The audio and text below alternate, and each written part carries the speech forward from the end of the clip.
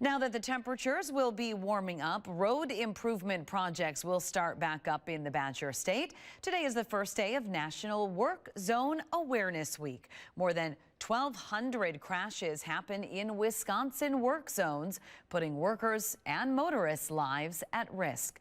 The Wisconsin State Patrol is using this week to remind you to use extra caution when driving in and around work zones. That means put down the phone, especially when there are construction workers in the area. So that old joke is right. There are two seasons in Wisconsin, that be winter and road construction season, and that's a good thing. But we couldn't do this work without the efforts of thousands of skilled workers, many of them here today, who work long hours, often near moving traffic.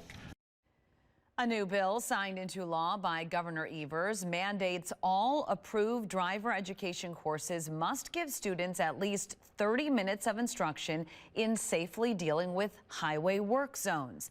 The bill was signed by the governor just last month.